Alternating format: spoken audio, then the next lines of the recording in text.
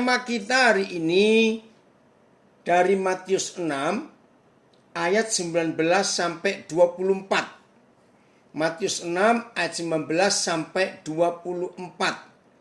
Nah, judulnya hal mengumpulkan harta. Saya percaya sebagai murid-murid Tuhan Yesus, sebagai orang Kristen, kita sudah tidak asing mendengar khotbah ini, mengumpulkan harta. Satu terjemahan ajaan, karena Bapak baca agak panjang, ya. Saya baca. Janganlah kamu mengumpulkan harta di bumi, ya. Di bumi ngengat. Tahu ngengat ya? Ngengat itu kutu, buku itu yang warnanya perak, itu yang suka makan buku, yang ngengat. Dan karat, ya, karat itu suatu korosi ya dalam udara yang membuat logam-logam bisa rusak berkarat. Dan pencuri membongkar serta mencurinya. Ayat 20. Tetapi kumpulkanlah bagimu harta di surga, karena di surga ngengat karat tidak merusakkannya, dan pencuri tidak membongkar serta mencurinya. Nah, ini ayat yang terkenal, ayat 21.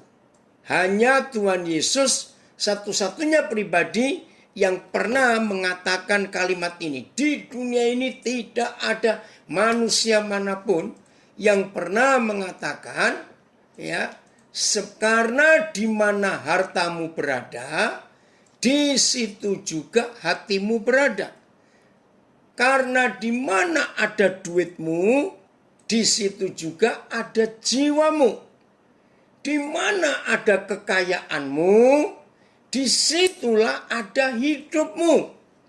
Saudara, tolong perhatikan.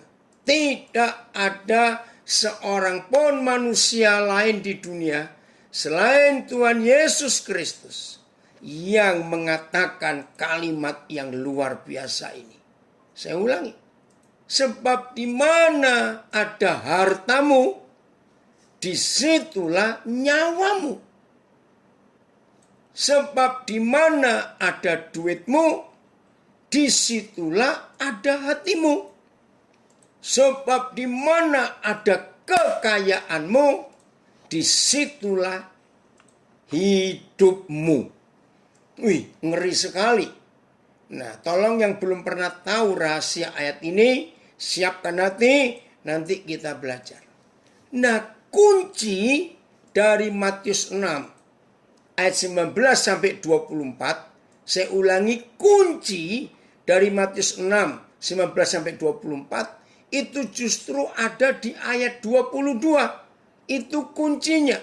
Maka kalau kita bisa mengerti yang dimaksudkan ini, mata adalah pelita tubuh.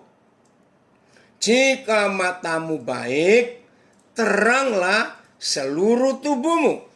Nah, ini ayat kuncinya.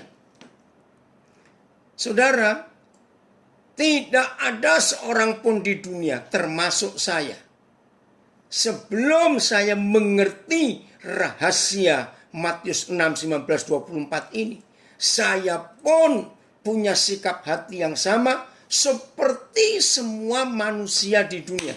Yaitu begini.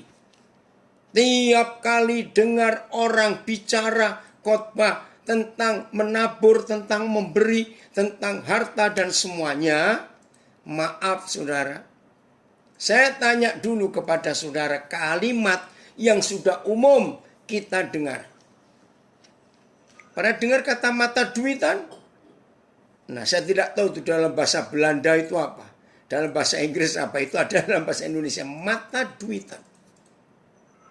Nah, saya tanya, jujur, secara wajar, secara sadar, secara fakta, semua manusia itu mata duitan atau tidak? Oh, health wolf. Wolfnya itu wolf serigala. Wih, menakutkan. Oh. Ini Terry. Terry, apa kabar kamu? Health, ulangi Terry. Di dalam bahasa Jerman, apa itu? Health, Gerig. Ya, Gerig. Ya, bahasa Jermannya. Wow, ngeri. Kembalian ke Matius 6:22. Tolong kami Tuhan untuk bisa mengerti ini. Nah, lihat ayat 22. Karena, mata adalah pelita tubuh. Jika matamu baik, teranglah seluruh tubuhmu. Coba lihat ke 5 terjemahan di ayat 22 Matius 6 ini. Ini nanti ayat kuncinya ini akan menjelaskan kepada kita. Mata kita itu mata apa? Itu yang akan membuat seluruh rahasia firman gampang kita mengerti. Mata adalah pelita tubuh, sama. Jadi kalau matamu baik, semua seluruh tubuhmu akan menjadi terang. Adapun mata ialah pelita tubuh, semua sama. Mata adalah lampu untuk badan. Ini BIS. Kalau matamu jernih, seluruh badanmu terang benderang. Terjemahan bahasa Indonesia sehari-hari menarik. Saya ulangi ya. Mata adalah lampu untuk badan. Kalau matamu jernih, seluruh badanmu terang benderang. Wih, kalau badan kita terang benderang kayak kunang-kunang ya. Kayak bintang ya. Wih, terima kasih Tuhan. MLT. Mata adalah pelita tubuh. Karena itu jika matamu itu baik, sama. Semuanya baik. Oke. Jadi hanya bahasa Indonesia sehari-hari yang beda. Mata adalah lampu untuk badan. Mengapa saya sebutkan Matius 6 ayat 22 ini kuncinya untuk saudara dan saya mengerti Matius 6 ayat 19 sampai 24. Wah, ini ada yang terjemahan bahasa Jawa. Dianing badan iku meripat. Ya, dianing itu cahaya. Ya, tubuh kita itu mata. Menawa meripatmu waras, badanmu sakojur kapadangan, maka seluruh tubuhmu itu jadi terang. Nah, sekarang saya tanya. Tolong dibaca dengan baik. Ya. Karena mata adalah pelita tubuh. Ya. Mata itu terangnya badan. Nah, kalau saya ganti. Jadi ketika orang itu mata duitan, mata juga loh ini, berarti seluruh hidupnya adalah uang yang dipikirkan. Lalu ada kata lain, mata keranjang. Jangan bilang, oh orang itu jadi keranjang. Bukan. Saudara, kenapa sih ada istilah mata keranjang? Begini loh, keranjang itu kan bolong-bolong, lubang-lubangnya banyak. Namanya keranjang. Jadi orang disebut mata keranjang karena matanya itu punya lubang banyak untuk ngelihat apa saja. Wih, ngeri sekali. Nah, kalau saudara hari ini sadar apa yang ada di hati kita, apa yang ada di nyawa kita, apa yang ada di hidup kita, apa atau siapa, boleh. Kalau firman Tuhan, kalau terang, mata adalah pelita tubuh. Hanya Tuhan Yesus yang berkata, akulah terang dunia. Barang siapa berjalan di dalam aku, barang siapa mengikut aku, maka dia tidak akan jalan di dalam gelap, tapi jalan di dalam terang. Itu kerinduan Tuhan Yesus. Maka kalau hidup kita ini mengikuti Tuhan Yesus, berarti kita jalan di dalam terang. Nah, kalau saudara dan saya hidup di dalam terang, maka dengan sendirinya mata kita ini terang. Terang benderang. Nah, kalau mata kita terang benderang, maka badan kita pun bercahaya. Jadi terang juga. Tadi terjemahan bahasa Indonesia sehari-hari. Maaf, saya beri contoh. Ada nggak orang matanya mata seks, mata percabulan? Maaf. Ada. Ada nggak orang matanya jahat? Ya, maka itu dalam istilah Surabaya saya ini yang tahunya. Saya nggak tahu daerah lain. Mata maling. Pernah dengar kata istilah mata maling? Orang Surabaya bilang jelalatan. Jelalatan itu matanya kiri kanan, kiri kanan. Melihatnya itu kayak apa begitu. Nah saudara, apa yang kita lihat di mata kita? Apa yang kita taruh di mata kita? Maka itu saya ulangi.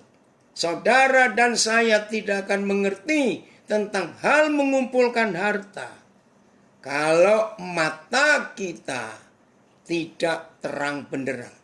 Dan kembali ke terjemahan BIS tadi, ya, saya ulangi lagi. Tema mengumpulkan harta tidak akan jadi apa-apa di hidup kita kalau mata kita tidak terang benderang. Maaf, walaupun pendeta, kalau hatinya adalah uang dan uang itu adalah hidupnya, maka khotbah apa saja pasti larinya uang. Tapi kalau hidup kita betul-betul terang. Oh, terima kasih. Ini Bu Milka dari Nabire memberi tambahan. Ada banyak mata. Mata duit, mata seks, mata harta. Termasuk kedudukan atau takhta. Betul Bu Milka? Maka itu kita harus cek mata kita ini isinya apa. Bahasa Indonesia sehari-hari. Mata adalah lampu untuk badan. Maka kalau uang itu lampunya badan, berarti orang itu uang semua. Kalau seks atau percabulan itu lampunya badan, maka apapun yang dipikirkan orang itu adalah seks. Kalau lampunya badan, mata itu di lampu ya, adalah kebencian, maka apapun yang dilihat, benci, sakit hati, dan sebagainya. Maka itu kita harus tahu mata kita ini mata apa. Kalau mata kita adalah lampu, adalah terang, kalau mata kita adalah matanya Tuhan juga, maka matamu jernih. Ya clear, jernih. Seluruh badanmu jadi terang benderang. Nah saudara, apa lawan katanya? Badannya bukan terang benderang. Jawabannya bukan gelap, bukan. Jawabannya adalah orang yang badannya tidak terang benderang, maka orang itu penuh kemunafikan, penuh kepura-puraan, penuh intrik dalam hidupnya, penuh kelicikan. Karena dia nutupi sesuatu yang jahat lewat aktivitas rohaninya. Waduh, mengerikan sekali. Pelan-pelan kita renungkan. Maka itu kita tanya, apa mata kita? Kalau mata kita firman, kalau mata kita kebenaran, kalau mata kita adalah Yesus dan firman-Nya, maka memandang uang, melihat materi, itu nggak pengaruh apa-apa di hidup kita. Wih, luar biasa. Ingatkan saya nanti. Dalam 1 Korintus 7 saya menemukan sebuah istilah. Punya.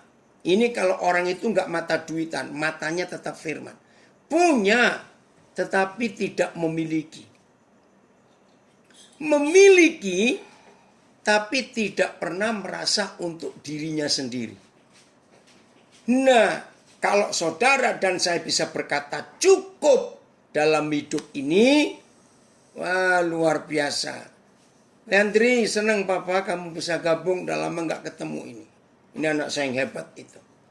Dan kembali ke Matius 6, satu terjemahan aja. Nah kita lanjutkan sekarang. Ayat 23 ada apa? Ayat 23. Jika matamu jahat, gelaplah seluruh tubuhmu. Jadi jika terang yang ada padamu gelap, betapa gelapnya kegelapan itu. Saya ganti. Jika matamu duit, ya rusaklah seluruh tubuhmu. Karena duit terus yang diperhatikan. Betul tidak, saudara? Duit. Nah, gelap. Maaf. Jikalau matamu adalah seks, maka hidup ini cuma untuk seks. Rusak semuanya. Nah, ini loh bicara soal mencari, mengumpulkan harta.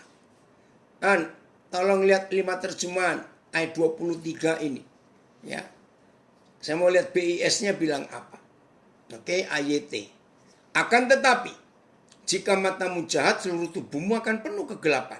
Jadi, jika terang yang seharusnya ada padamu adalah kegelapan, betapa pekatnya kegelapan itu. BIS.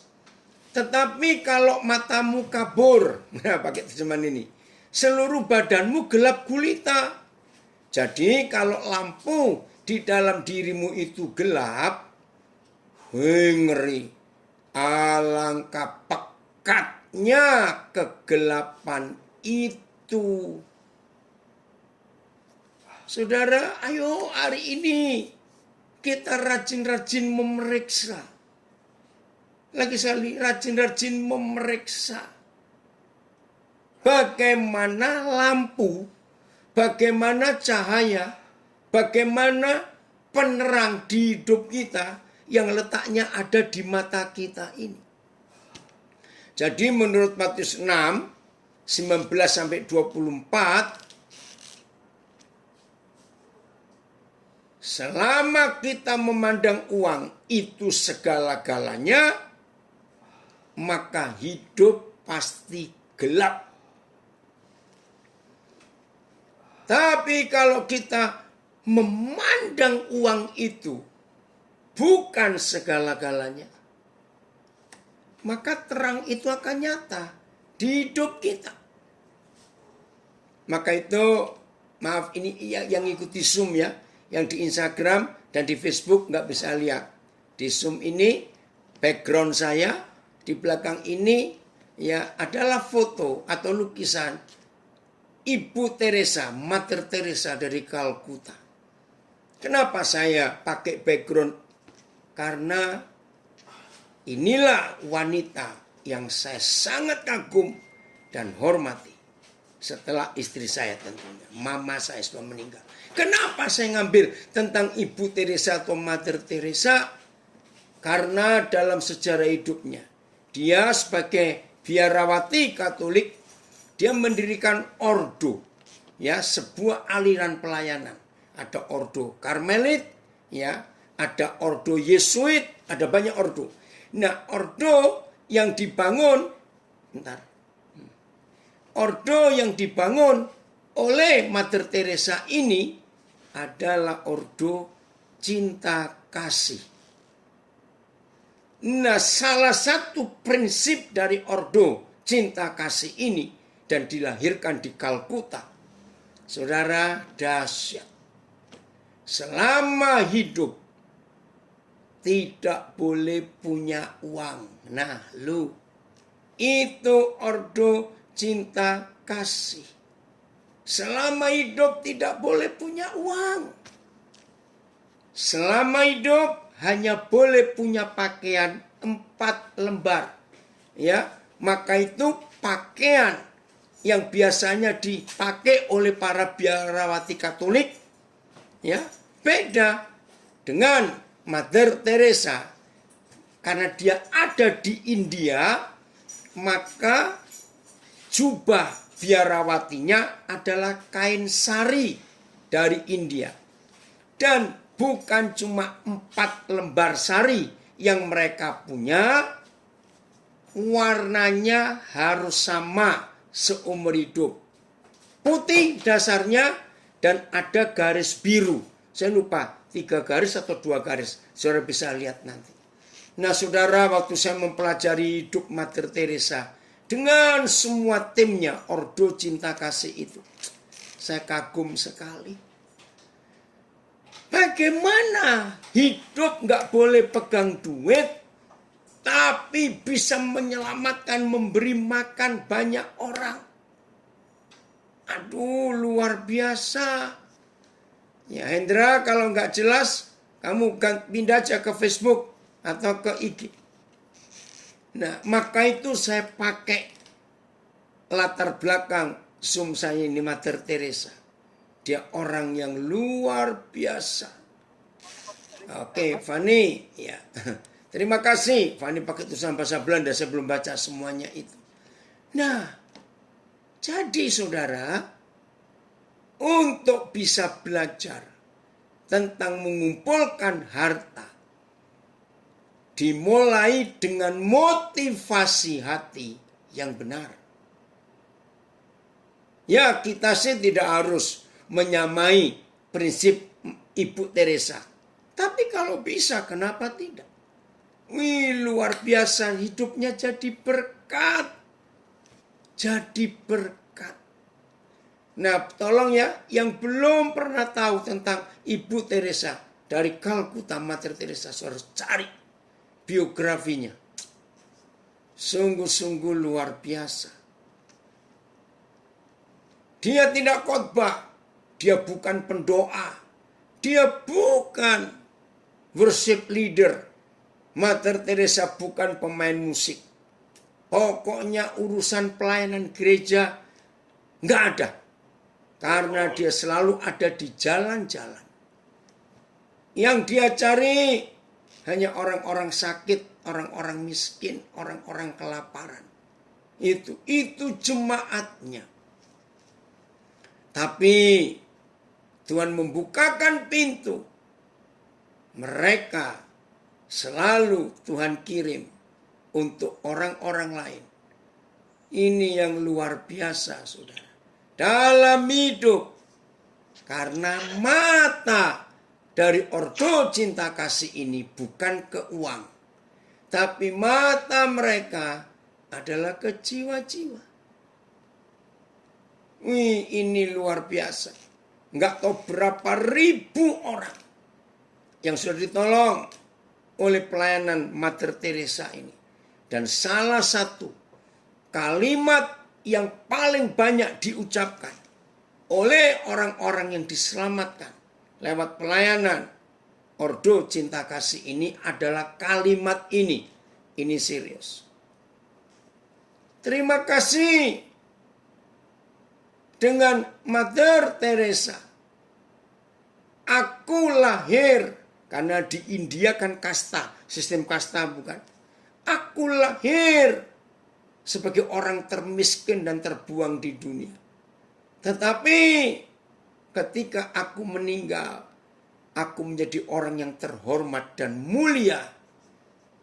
Waduh, saudara. Itu kalimat yang paling banyak diucapkan oleh orang-orang yang diselamatkan lewat pelayanan Ordo Cinta Kasih ini. Enggak sibuk dengan urusan gereja. Enggak. Tapi luar biasa. Maka itu berapa tahun yang lalu Ibu Teresa secara hukum kanonik, hukum Katolik diangkat menjadi santa. Artinya perempuan suci. Luar biasa. Nah, maka itu hari ini kalau kita mau mengumpulkan harta, maka kita harus mengumpulkan harta di dunia. Bukan mengumpulkan harta di surga. Coba lihat ayat 19 dengan berapa terjemahan itu. Ya. Apa BIS-nya? Lihat nih ya, Matius 6. Jangan menimbun untuk dirimu sendiri harta di bumi. Nah, jangan menimbun untuk dirimu sendiri. Betul, Mother Teresa itu luar biasa. Ya. Tempat ngengat dan karat merusak. Dan tempat pencuri membongkar serta mencuri. BIS. Janganlah mengumpulkan harta untuk dirimu di dunia, di mana rayap dan karat dapat merusaknya. Janganlah menimbun bagimu harta di bumi. Janganlah kamu menyimpan bagi dirimu harta di bumi. Sama semuanya. Jangan menimbun menyimpan harta untuk dirimu sendiri. Nah, siap nggak? Nggak apa-apa. Bagi yang belum siap, hari ini kita belajar. Nah, bagaimana caranya supaya kita tidak menimbun, menyimpan harta untuk diri sendiri? Cuma ada satu rahasia. Kalau saudara bisa berkata cukup. Saya ulangi. Kalau saudara bisa berkata cukup, percayalah. Maka kita punya berapa banyak pun, maka yang sisa atau lebih setelah kita berkata cukup, itu pasti kita akan simpan harta kita di bumi, di surga, maaf, bukan di bumi ini. Hebat sekali. Ayat 20 terjemahan yang lain. Matius 6 ayat 20, kita lihat terjemahan yang lain. Akan tetapi, kumpulkanlah untuk dirimu sendiri harta di surga. Ya. Oh, maaf, ayat 21-an. Maaf, sebentar. Oh ya, 20 betul, maaf kan. 20 ya. Akan tetapi kumpulkan untuk dirimu sendiri harta di surga. Tempat ngengat dan karat tidak merusak, dan tempat pencuri tidak membongkar, serta mencuri. BIS. Sebaliknya, kumpulkanlah harta di surga, di mana rayap dan karat tidak merusaknya. Namun kumpulkanlah bagimu harta di surga. Betul.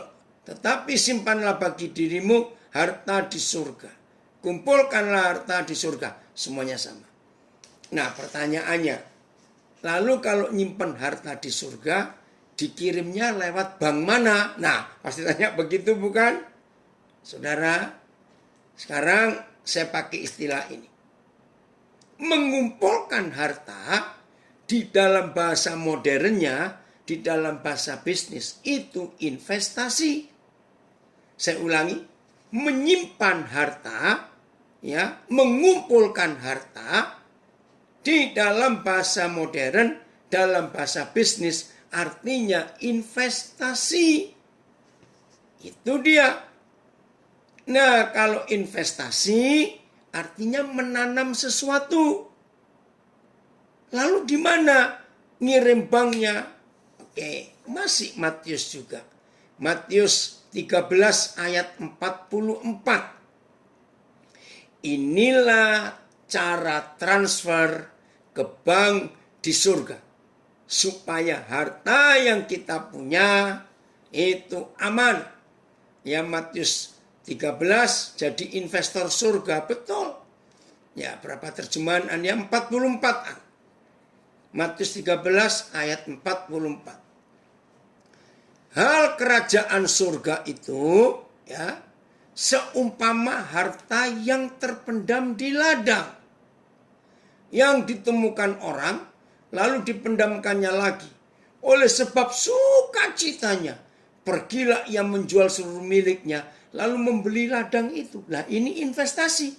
Beli ladang. Terus, kerajaan surga adalah seperti harta yang terpendam di ladang, yang ditemukan orang. Sama. BIS, apabila Tuhan memerintah, keadaannya seperti perumpamaan ini. Ada harta yang terpendam di dalam tanah, lalu ditemukan oleh seseorang, dan dimasukkan kembali ke dalam tanah. Kemudian karena gembiranya, orang itu pergi menjual seluruh miliknya, lalu kembali dan membeli tanah itu. Nah, inilah investasi itu. Jadi kalau saudara ingin menginvestasikan harta yang saudara punya, investasinya di surga, maka saudara harus cari ladang. Ya, sebidang ladang. Harus cari begitu. Karena Di ladang itulah Tuhan akan memberikan sesuatu. Ya, bahasa Belandanya Instutland. Ya, ada sebidang tanah, sepotong tanah. Oke. Nah, cari. Ya, begini caranya. Bukan cari tanah di mana-mana terus kita beli properti, tidak. Ingat. Tubuh kita dibuat dari apa? Jangan bilang dari tepung atau dari ubi, awas ya. Tubuh kita ini dibuat dari tanah. Nah, inilah pengertian yang Tuhan percayakan kepada kita. Ternyata simpanlah hartamu di surga, yaitu saudara dan saya dalam hidup ini harus terus sepanjang perjalanan kita, kemana saja kita pergi, cari orang-orang yang adalah sebidang tanah itu, adalah ladang itu.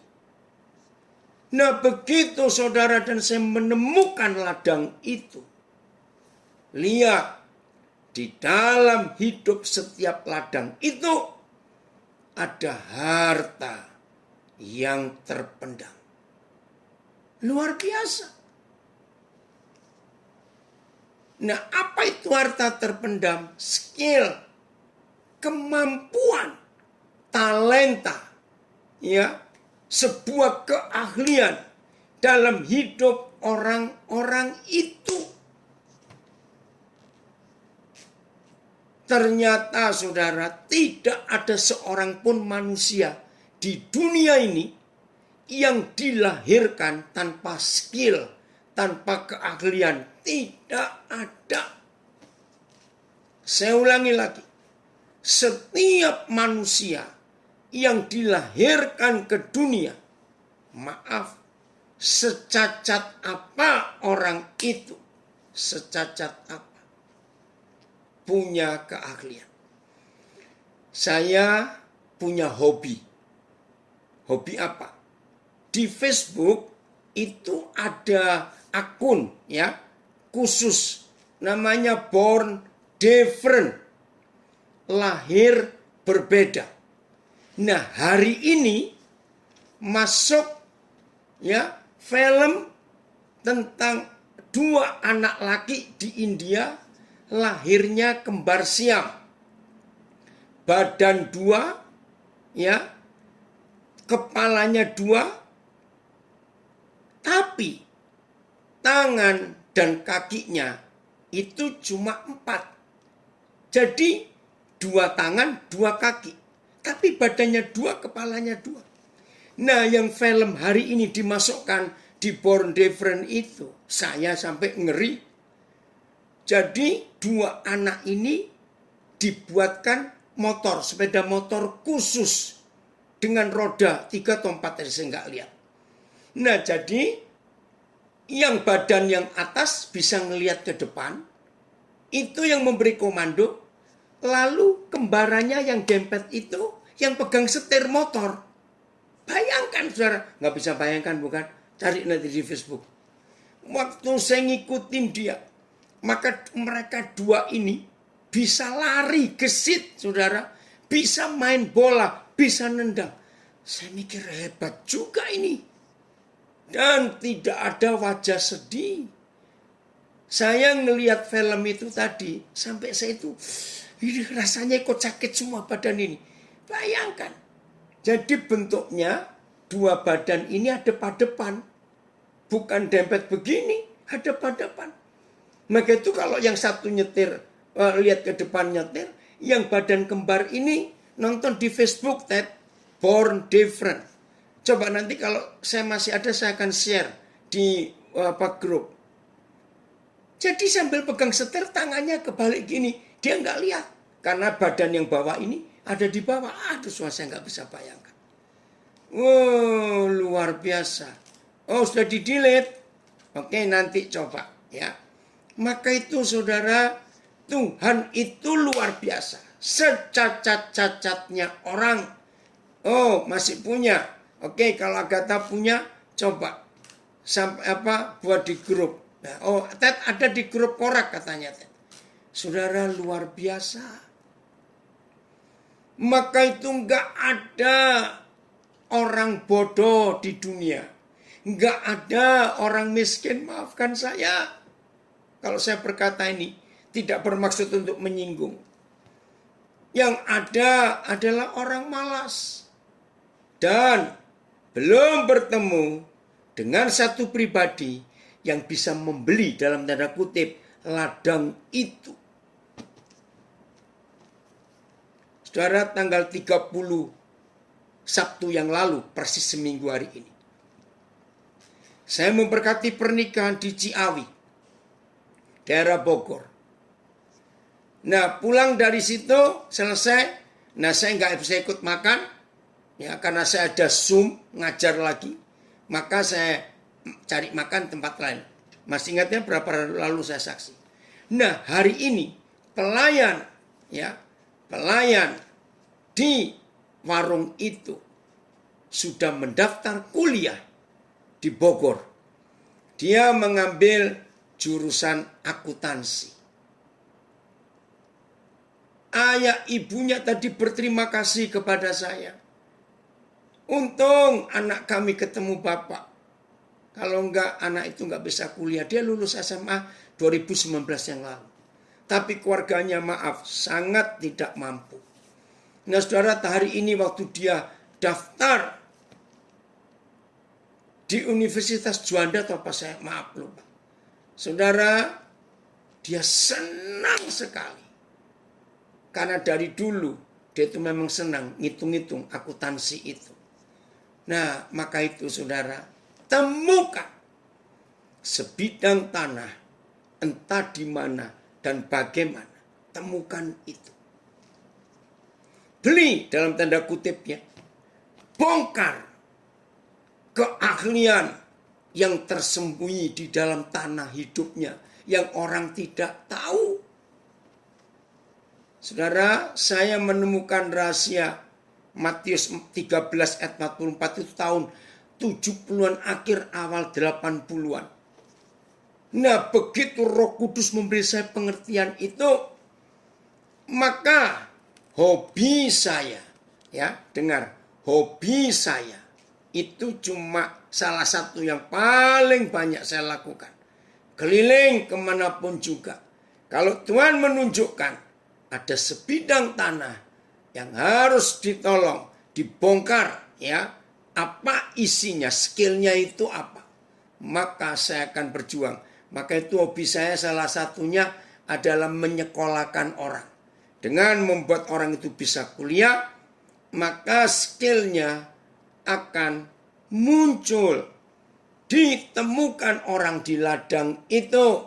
Sebentar, saya lagi nulis nomor HP. Di Facebook ada yang minta. Ya saudara, jadi mari mulai hari ini jangan pelit.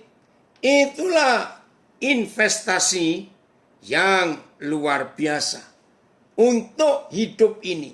Maka kalau kita investasikan harta yang Tuhan percayakan kepada kita, pasti saudara dan saya sedang mentransfer kekayaan yang Tuhan beri, transfer ke surga. Nggak ada ngengat, nggak ada karat, nggak ada inflasi, nggak ada. Bahkan akan nilainya naik terus. Karena kita menemukan banyak harta yang terpendam. Itulah skill keahlian orang-orang. Jadi lagi sekali, yang belum pernah tahu di Facebook ada akun atau program Born Different, lahir berbeda. Itulah kumpulan orang-orang cacat. Dan cacatnya enggak yang ringan-ringan, yang berat-berat. Luar biasa itu. Oke, simpan harta itu. Oke, kita kembali ke Matius 6, 19 sampai 24. Sebelum saudara bisa mengatakan cukup. Ya, perhatikan. Sebelum saudara bisa mengatakan cukup untuk diri sendiri, saya harus minta maaf. Maka saudara tidak akan bisa menggenapi Matius 6, 19-24 ini. Kalau dalam hidup kita selalu berkata kurang, kurang, kurang. Kalian terima kasih kamu hadir. Ya, nanti ajak ya anak-anak juga. Maka kalau saudara dan saya belum bisa menemukan kata cukup, maka kita sulit menggenapi ini. Tapi kalau saudara dan saya bisa menemukan kata cukup dan bisa merasa cukup atas hidup ini, maka menginvestasikan ke surga itu gampang sekali. Serius, saya berkata itu. Nah, kembali ke ayat yang ke-20. Ya, saya ulangi. Tetapi kumpulkanlah bagimu harta di surga. Yaitu investasikan ke surga dengan cara menemukan sebidang ladang. Maka itu tadi di Matius 13:44, hal kerajaan surga itu seumpama. Itu orang yang menemukan harta terpendam lalu ditutup lagi, pulang jual semuanya. Oke, nah sekarang bagaimana ukuran cukup? Ya. 1 Timotius 6 ayat 8. Ini ukuran cukup itu. 1 Timotius 6 ayat 8. Nah, kalau saudara bisa menemukan kata cukup di hidup, luar biasa ini. Nah, apa itu kata cukup? Asal ada makanan dan pakaian, cukuplah. Jika sudah ada makanan dan pakaian, kita akan merasa cukup. Tetapi sedang ada pada kita makanan atau pakaian, biarlah kita berpada dengan itu. Jadi, kalau ada makanan dan pakaian, itu sudah cukup. Dan manakala memiliki makanan dan pakaian, kita akan dibuat cukup dengan hal itu. Selama ada makanan dan pakaian pada kita, dengan itulah kita puas. Oleh itu, jika kita ada pakaian dan makanan, kita harus berasa puas. Jadi kata cukup itu asal enggak telanjang dan enggak kelaparan. Itu cukup. Betul, ada orang yang sudah kaya, tapi merasa kurang terus. Awal Desember yang lalu, saudara, ada lembaga survei di Indonesia. Ngeri sekali. Ya. Saya nggak tahu ini anak saya, Dr. Harini Nubais ikut. Lembaga survei itu mensurvei, meneliti para koruptor, perampok-perampok uang rakyat dan uang negara di Indonesia ini. Saudara, dari hasil survei itu menakutkan. Saya ambil 4 hal, 3 saja. Yang pertama, 1, ternyata semua koruptor itu, perampok itu adalah orang-orang yang sudah kaya. Itu kan aneh. Nomor 2, 99% koruptor perampok itu adalah orang yang punya posisi atau gelar keagamaan. Maka itu ada pendeta koruptor juga yang masih ditahan KPK. Nomor 3, koruptor-koruptor itu minimal gelarnya itu master. Gila nggak ini? Nah, kenapa orang kaya masih ngerampok? Kenapa orang yang punya gelar keagamaan, punya posisi dalam keagamaan, itu masih bisa menjadi perampok? Kenapa orang yang, secara gelar intelektualnya cukup tinggi, kok masih bisa merampok?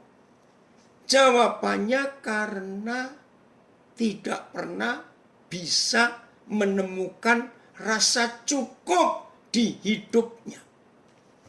Nah, tolong catat. Orang yang tidak pernah bisa merasa cukup di hidupnya, orang itu akan selalu kurang, dan kurang. Ngeri sekali. Maka itu hari ini, cek. Maaf. Jangan tersinggung. Kalau kita seringkali terjebak dan terjerat di dalam banyak masalah hidup ini, karena kita tidak pernah merasa cukup. Ngeri sekali kalau kita tidak pernah merasa cukup dalam hidup ini. Maka setan bekerja di hidup kita. Setan bekerja. Jadi kita harus tahu. Oh, Yos, terima kasih. Kamu beli itu apa? Bintang itu. Ya. Tadi siang saya diminta untuk mengajar di sebuah lembaga kepemimpinan. Nah, salah satu kesaksian saya kepada mereka. Dan puji Tuhan, nggak sedikit di antara mereka setelah itu ngajak diskusi. Saya bersyukur kepada Tuhan. Saudara, salah satu hal yang Tuhan percayakan kepada kami untuk mengerjakan ini adalah Tuhan memberi saya hobi. Hobi yang baik untuk kemuliaan Tuhan. Beli rumah. Aneh. Ini betul-betul aneh. Saya juga nggak ngerti.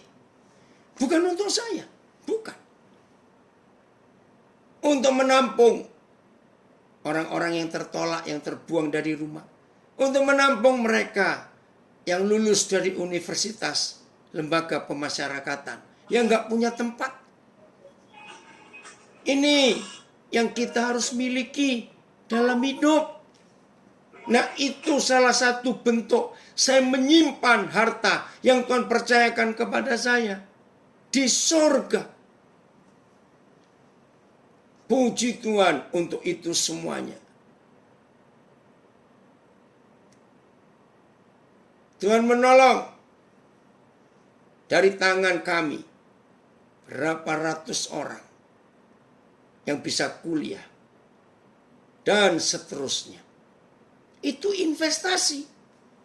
Itu hal mengumpulkan harta. Wah, puji Tuhan, Tuhan luar biasa.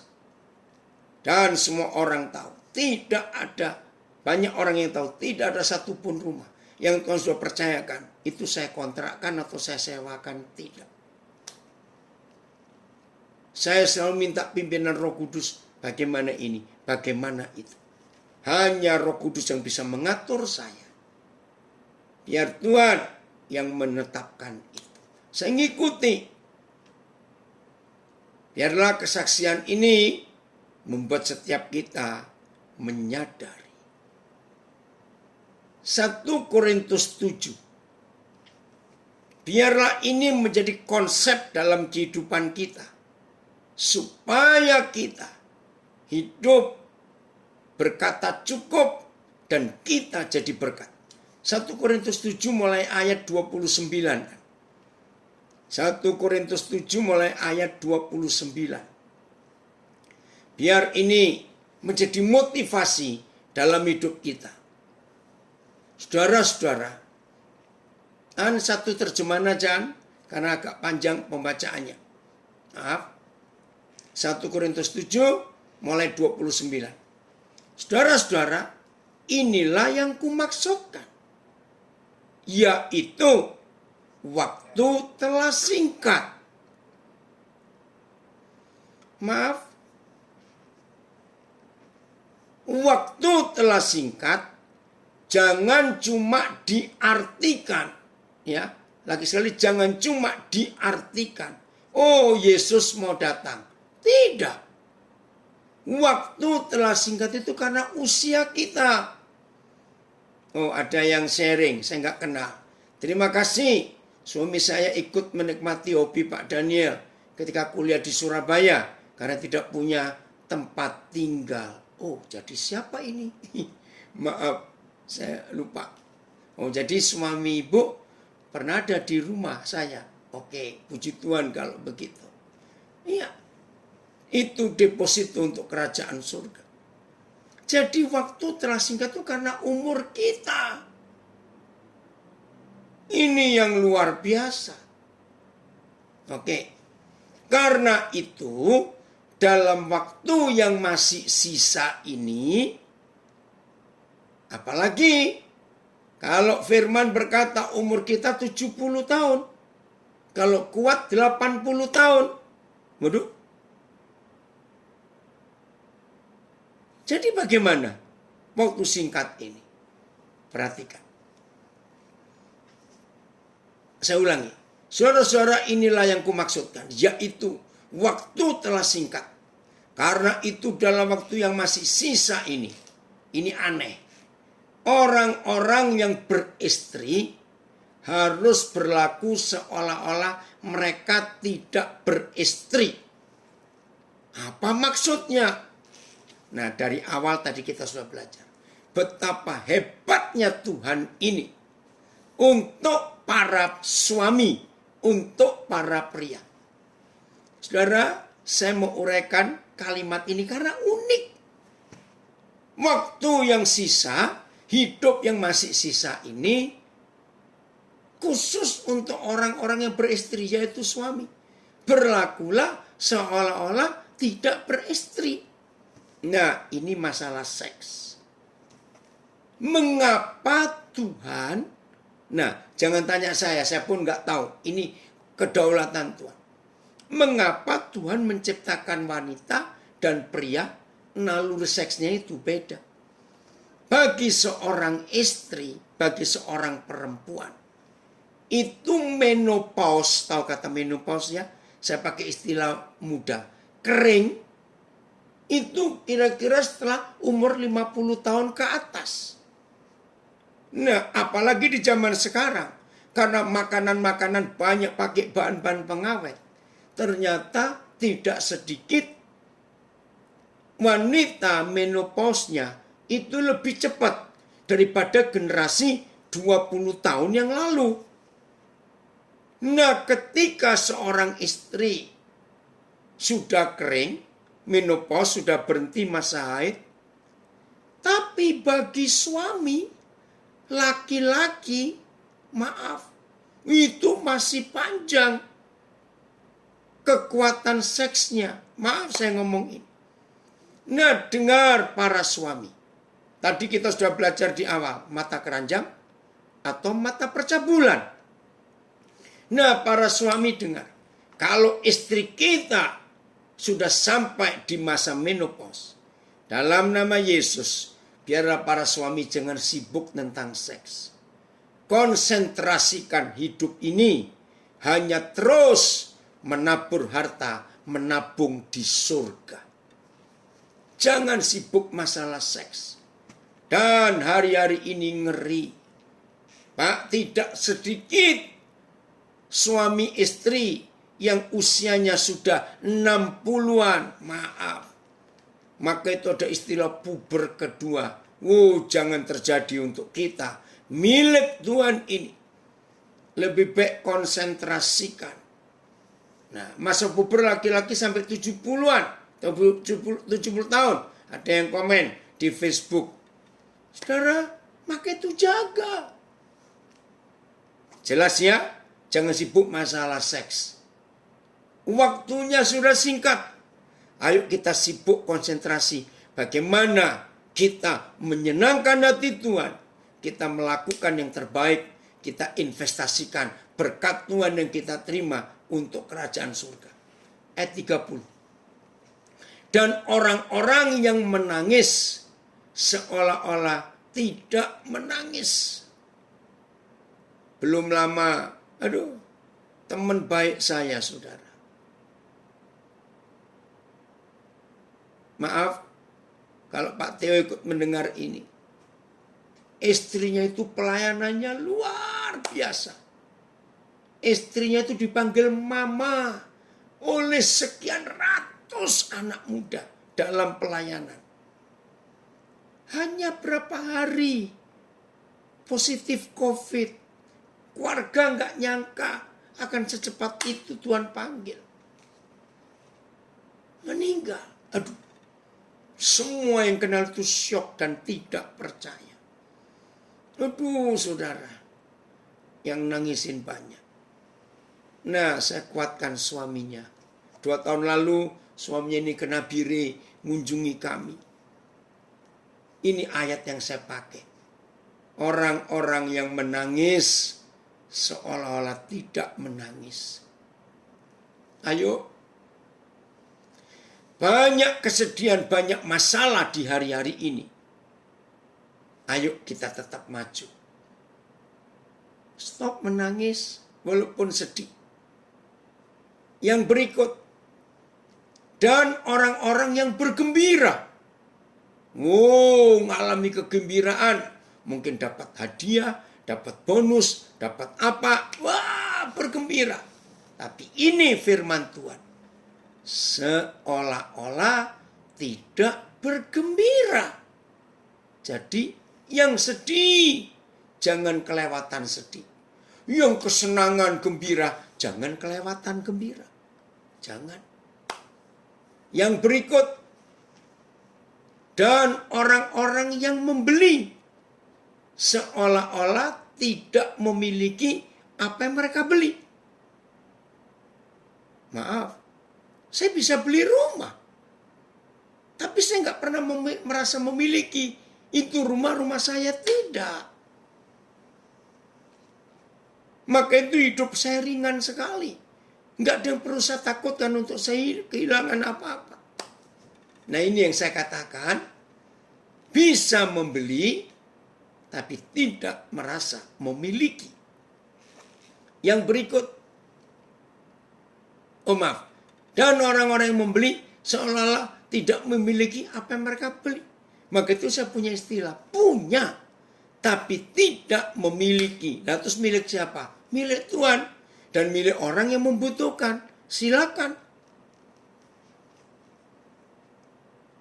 Bagi yang baru kenal saya mau nyatakan. Dan beberapa orang yang kenal saya, anak-anak saya tahu. Saya itu nggak ngerti kenapa di hati saya itu ditaruh sebuah perasaan yang unik. Orang bilang aneh, saya nggak tahu. Kalau di tabungan saya, rekening saya ada saldo. Dan mengendapnya kok begitu lama. Roh Kudus belum menyuruh saya bagi ke siapa yang perlu. Saya itu merasa berdosa betul. Kenapa ini uang kok lama diamnya? Siapa ini yang perlu? Nah maaf.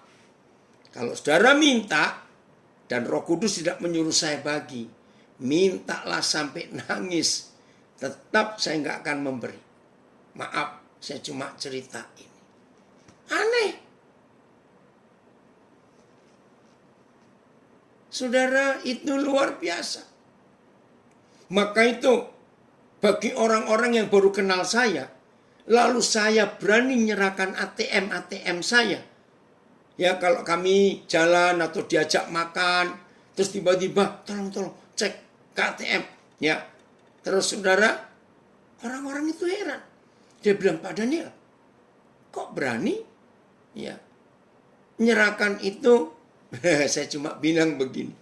Satu-satunya alasan orang yang berani menyerahkan kartu ATM-nya, ya tentu dengan PIN-nya loh ya, ke orang lain, itu pasti satu alasannya.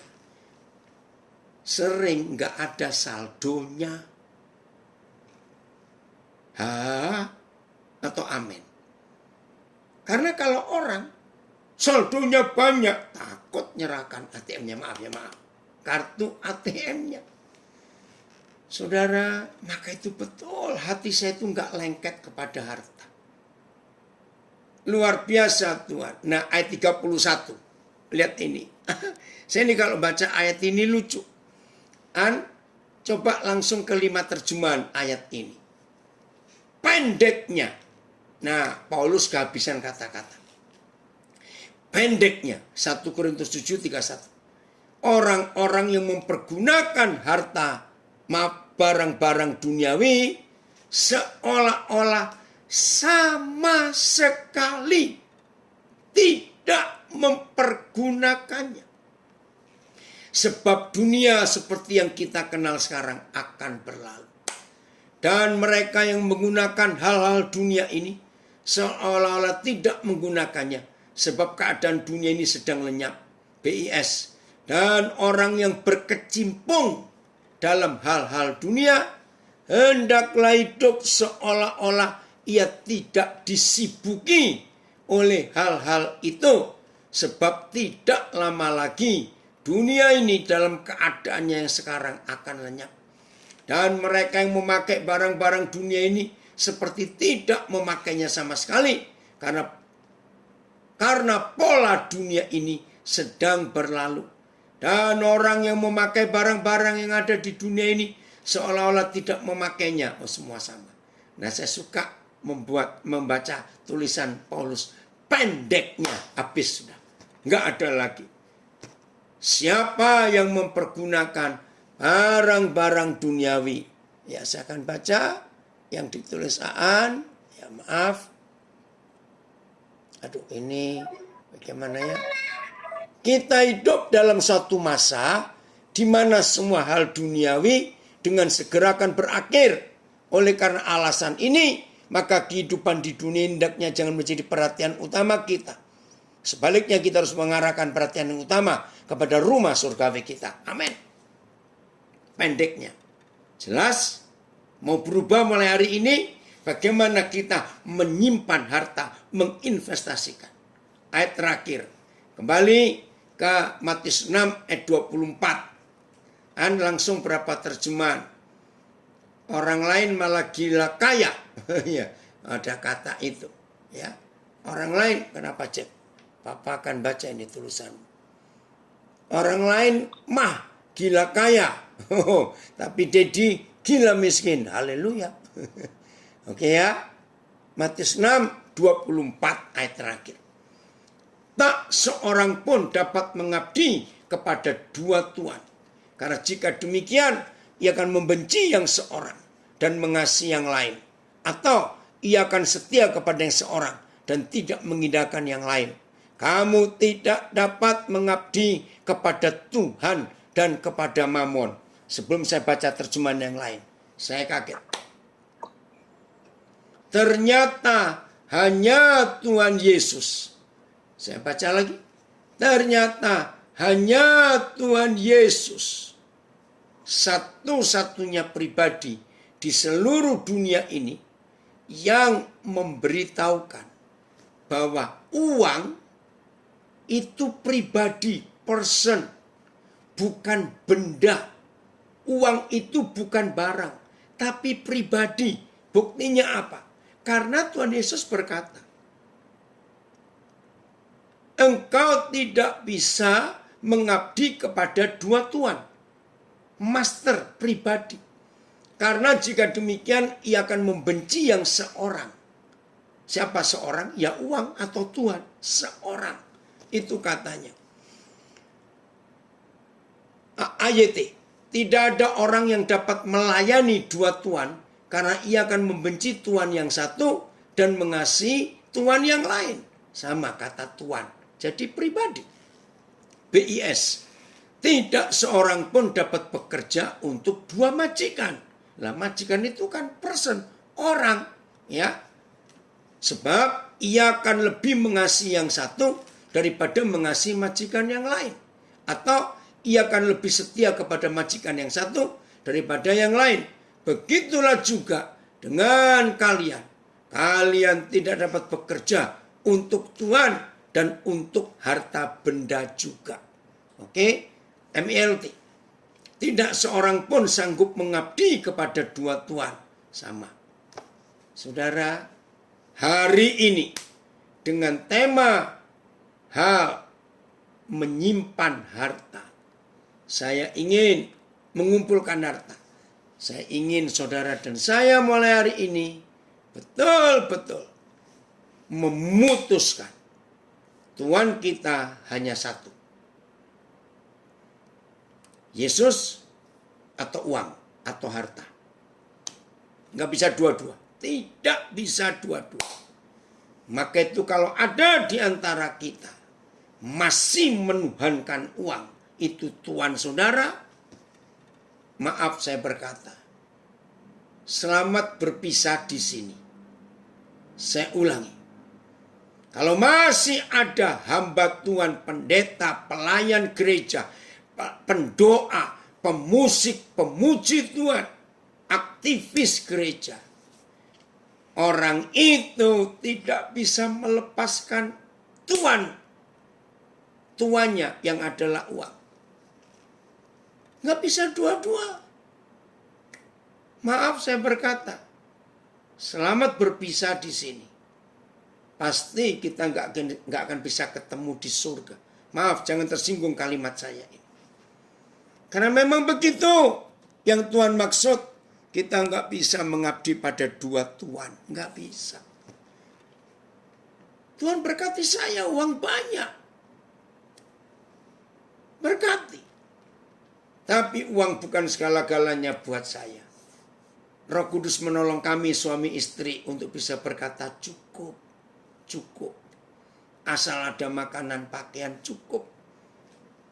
Tadi saya ketemu orang, nggak sengaja, lebih 30 tahun nggak ketemu. Dia itu tahu, saya ini Daniel Alexander, dia tahu. Tapi dia ragu-ragu. Ragu-ragunya karena satu. Dia bilang begini, kok Dan ini hamba Tuhan yang saya kenal.